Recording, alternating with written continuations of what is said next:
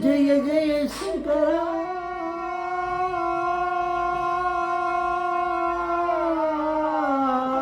ஹர ஹர சங்கரா ஜெய சங்கரா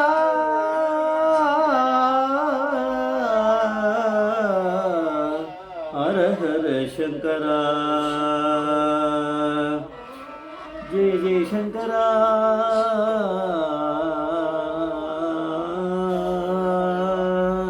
ஹர ஹர சங்கரா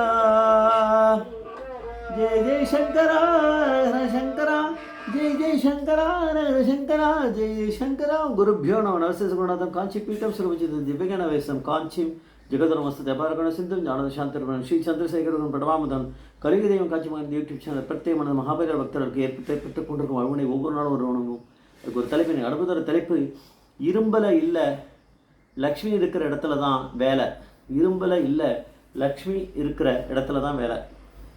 இன்றைக்கி நம்மளுக்கு புரியுறது இந்த தலைப்பு பெரியவா இது பேசின பேச்சு தான் இது பெரியவா அப்படிங்கிற பரமேஸ்வரன் திருவாயிலிருந்து மறந்த வார்த்தை அதுதான் நம்ம தலைப்பாக வச்சுருக்கோம்.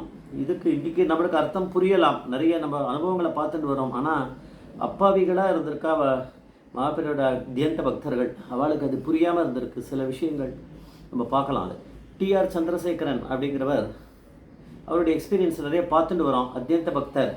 இவர் வந்து சிஏ முடிச்சிட்டார், காஸ்ட் அக்கௌண்ட்ஸி அக்கௌண்டண்ட்டாக அந்த இதெல்லாம் முடிச்சிட்டார். படிப்பை முடிச்சுட்டு ஒரு நாள் சீதாராமன் அப்படிங்கிறவர் அதை மடத்து காஞ்சிபுரத்தோட ஒரு ஆடிட்டர்.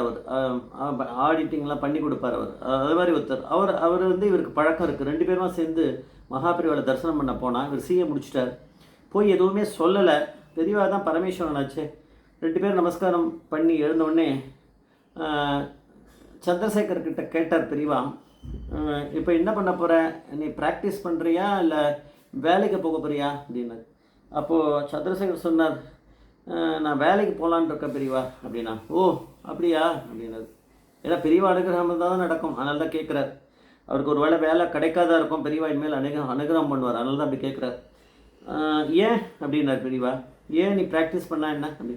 இல்லை நான் இவ்வளோ நாளாக அண்ணா அவாத்துலேயே வந்து சாப்பிட்டுட்டு அவாத்துலேயே நான் படிச்சுட்டு எல்லாமே பண்ணியிருக்கேன். அவளுக்கு நிறைய ஏகப்பட்ட சிரமம் கொடுத்துட்டேன். நான் அதில் சம்பாதிச்சு அவளுக்கு எதாவது பண்ணலாம்னு இருக்கேன் அப்படின்னாரு. ஓஹோ அப்படியா, சரி அப்படின்னாரு. போயிட்டார். பெரியவா எதுக்கு சொன்னார்னு தெரியல. இவர் போனார். நிஜமாகவே அதுக்கேற்ற மாதிரி இவருக்கு பெரியவா அனுகிரகத்தினால அவருக்கு ராயல் என்ஃபீல்டு அந்த புல்லட் அதை பண்ணுறல அந்த 2 வீலர்ஸ் அந்த இதில் மதுரையில் இருக்க இதில் வந்து மெயின் இது அதான் அங்கே கிடச்சிது. அங்கே பிரின்சிபல் ஆஃபீஸ் எல்லாமே இருக்காங்க, ஆஃபீஸ் எல்லாமே சேர்ந்துருக்கு, ஃபினான்ஸ் இதெல்லாம். அதில் ஒரு காஸ்ட் அக்கௌண்டன்ட் போய் இருக்கார். அங்கே பண்ணியிருந்தார் வேலை. டே ஓடிகிட்டே இருந்தது. அப்போ நடுவில் திடீர்னு அவருக்கு ஒரு பிரேக் கிடச்சிது. அங்கேருந்து மெட்ராஸ்க்கு லீவில் வந்தார். வரும்போது வழக்கம் போல் பெரியவாளை தரிசனம் பண்ண போனார். வேண்டபோது பெரியவாளை வந்து கிட்ட இவராகவே சொன்னார், நான் ராயல் என்ஃபீல்டில் வேலை செஞ்சுருக்கேன், வேலை வந்திருக்கு. அதை வேலை சேர்ந்த உடனே சொல்லலை போல இருக்குது பெரியவாளுக்கு. ஆனால் இப்போ சொன்னார். பெரியவாளுக்கு எல்லாமே தெரிஞ்சிருக்கு. ராயல் என்ஃபீல்டுனா அவருக்கு என்ன புல்லட்னா எப்படி தெரிஞ்சிருக்கு. உடனே சொல்கிறார் பெரியவா, இரும்பில் இல்லை லக்ஷ்மி இருக்கிற இடத்துல தானே வேலை அப்படின்னார். அவருக்கு ஒன்றும் புரியல. முழிக்கிறத திருப்பி பார்த்துட்டு பெரியவா திருப்பி ஒரு வாட்டி சொன்னார், இரும்பில் இல்லை லக்ஷ்மி இருக்கிற இடத்துல தானே வேலை அப்படின்னார். அவருக்கு இன்னும் புரியல. கிளம்பிட்டார். அதுக்கப்புறம் திருப்பி மதுரை பக்கம் போயிட்டார் வேலைக்கு.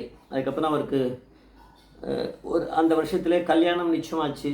கல்யாணம் அது வந்து பத்திரிக்கை அதுவும் சொல்லலை பெரியவா கிட்ட. இப்போ பத்திரிக்கையோடு வந்தார். வந்துட்டு கொண்டு போய் பெரியவா கிட்ட வச்சார். அது உள்ளே எழுதியிருக்குமே ராயல் என்ஃபீல்டில் அவருக்கு வேலை, அதை பற்றி அந்த இதில் பத்திரிகையில் இவரை பற்றி எழுதியிருக்கோம். இருந்தாலும் பெரியவா கிட்ட வந்து பெரியவா கல்யாணம் ஆசீர்வாதம் பண்ணணும்னாரு. பெரியவா அதை பத்திரிகை தொட்டு ஆசீர்வாதம் பண்ணிவிட்டு பெரியவா திருப்பி சொன்னாலாம், இரும்பில் உனக்கு வேலை இல்லையே, லக்ஷ்மி இருக்க இடத்துல தானே வேலை அப்படின்னு திருப்பி சொல்லியிருக்காரு. அவருக்கு இன்னும் புரியல. வந்துட்டார் இவர். கல்யாணத்துக்கு ஆசீர்வாதம் பண்ணிட்டார். அதில் குங்குமத்தை போட்டார். முடிஞ்சுது. பெரியவாட அனுகிரகம் கிடச்சிருது. அதனால் போய் கல்யாணம் அவருக்கு முடிஞ்சிட்டு பொண்டாட்டியும் கூப்பிட்டுன்னு அங்கே போயிட்டார் மதுரைக்கு. கல்யாணம் ஆகி போய் 2-3 மாதத்துலேயே பெரியவா தான் அங்கே பரமேஸ்வரன் அனுகிரகம் இருக்க விடமாட்டாரு. லக்ஷ்மி இருக்க இடத்துல வேலை, லக்ஷ்மி இடத்துல இருக்க வேலை அப்படின்னா அதை விடாமல் போயிடுமா? அதனால் அவர் ஒரு ஆட் பார்த்தார், ஜாப் அந்த வேக்கன்சி பார்த்துட்டு இந்தியன் பேங்க் மெட்ராஸில் அந்த மெயின் பிரான்ச்சில் காஸ்ட் அக்கௌண்ட்டாக அதுக்கு ஒரு இது வந்தது. அதுக்கு அவர் அப்ளை பண்ணார்னா அது வந்து ரொம்ப கஷ்டம் அந்த காலத்தில் அந்த வேலையை அதில் கிடைக்கிறது. முதல்ல வந்து ரிட்டர்ன் எக்ஸாம் எழுதணும், அதில் த்ரூ ஆன பிறகு அதுக்கப்புறம் பர்சனல் இன்டர்வியூ அதை முடிச்சுட்டு தான் வேலை கிடைக்கும். ஆனால் இவருக்கு நேரடியாகவே பர்சனல் இன்டர்வியூ வந்தது. அதான் இருக்கு அந்த இப்போ இவர் எழுதின அப்ளிகேஷன் பயோடேட்டா அமைச்சிருப்பார், எல்லாத்துலேயும் பெரிய அனுகிரகம் உள்ளே இருக்குமே. அந்த அனுகிரகம் வேலை செய்கிறது அது நம்மளுக்கு ஒன்றா புரியாமல் இருக்கலாம், ஆனால் பக்தர்களுக்கு புரிஞ்சிருக்கும் பெரிய அனுகிரகம் இருக்குது அப்படின்னு. அதனால தான் வேலை இவருக்கு அதெல்லாம் பைபாஸ் பண்ணி நேராக வேலை கிடைக்கிறத. அதனால் இவர் போய் வேலை சேர்ந்துட்டார். வேலை சேர்ந்த பிறகு இதான் கல்யாணம் ஆகிடுத்து உடனே வேலை அவர் தான் சொல்லிட்டார் இரும்பு இருக்க இடத்துல. இப்போது இந்தியன் பேங்க்கில் வேலை கிடச்சிதுன்னா இப்போ காஸ்ட் அக்கௌண்டண்ட்டாக அப்படின்னு என்ன அர்த்தம்? லக்ஷ்மி கரன்சி இருக்க இடம் வந்து இந்தியன் பேங்க். அப்போ அதில் வேலை கிடச்சிருக்கு அவருக்கு. அப்போ பெரியவா சொன்னது அன்றைக்கே சொல்லிட்டார் பெரியவா, அவருக்கு வந்து ராயல் என்ஃபீல்டில் வேலை கிடச்சிருக்கும் போது இரும்பு இருக்க இடத்துல வேலை இல்லை, உனக்கு லக்ஷ்மி இருக்க இடத்துல வேலை அப்படின்னு சொன்ன பிறகு அவருக்கு புரியவே இல்லை. அவ்வளோ அப்பாவியாக இருந்திருக்கா. இப்போ இருக்கவாள்லாம் டக்குன்னு அது புரிஞ்சுட்டு இது பண்ணுவாள். ஆனால் இப்போ இருக்கவாளுக்கு பக்தி இல்லாமல் இருக்கலாம், அப்போ இருக்கவாளுக்கெல்லாம் ஒரு அதீத பக்தி மகாபிரிவா மேலே. அதனால் அவள் அப்படி அப்பாவியாக இருந்திருக்கா அப்பாவும்.